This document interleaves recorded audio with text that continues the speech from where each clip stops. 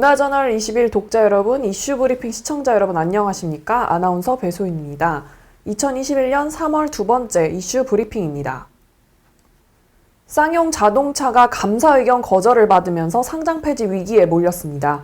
23일 공시에 따르면 쌍용 자동차는 2020년 회계연도에 대해 삼정회계법인으로부터 감사 의견 거절을 통보받고 이를 한국거래소에 제출했습니다. 삼정회계법인은 계속기업 존속 불확실성 등을 감사 의견 거절 사유로 꼽았는데요.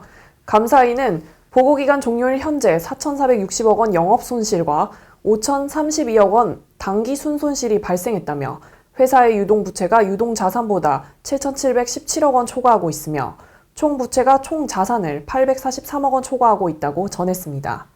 그러면서 현재 쌍용차가 회생 절차 개시를 신청한 상황이라며 계속 기업으로서 그 존속 능력에 유의적 의문을 제기하고 있는 등 불확실성의 최종 결과로 발생할 수도 있는 자산과 부채 및 관련 손익 항목에 대한 수정을 위해 이를 합리적으로 추정할 수 있는 감사 증거를 확보할 수 없었다고 덧붙였습니다.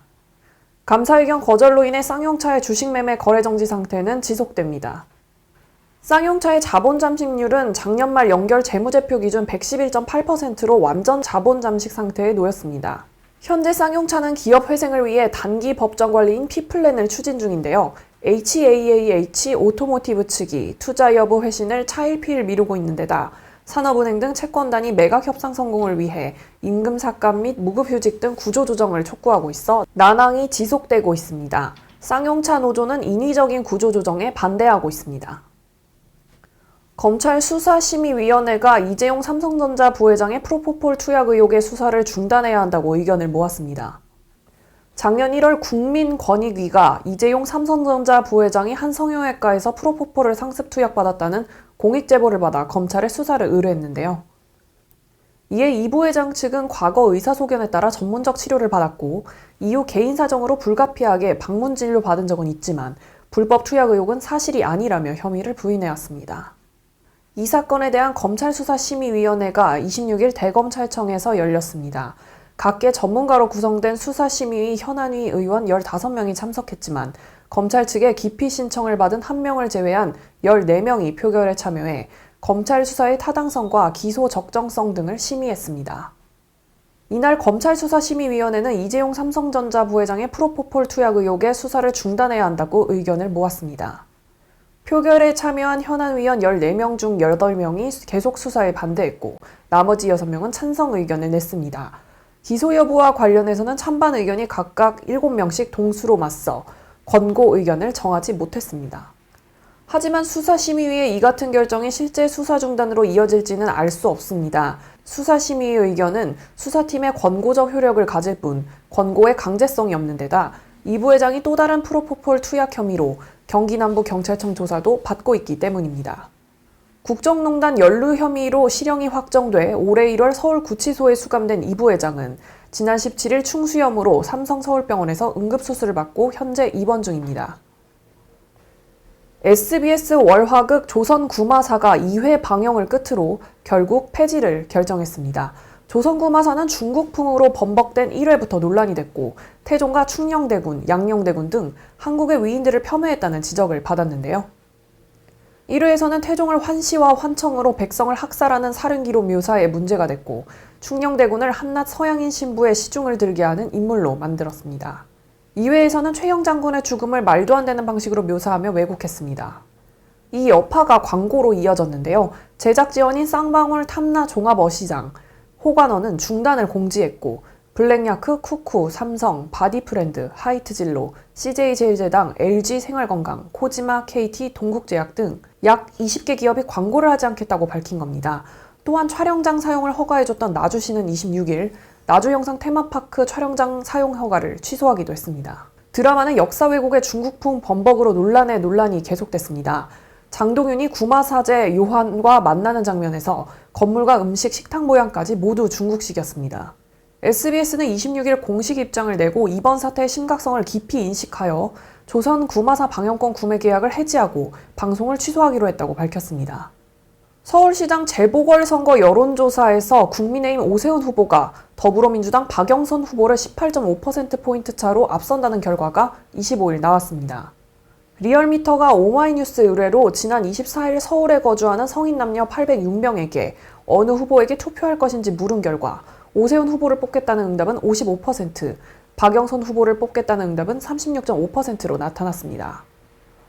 연령별로는 40대를 제외한 전 연령대에서 오 후보가 앞섰습니다. 특히 오 후보는 20대에서 지지율 60.1%로 21.1%인 박 후보의 큰 격차로 우위를 선점했습니다.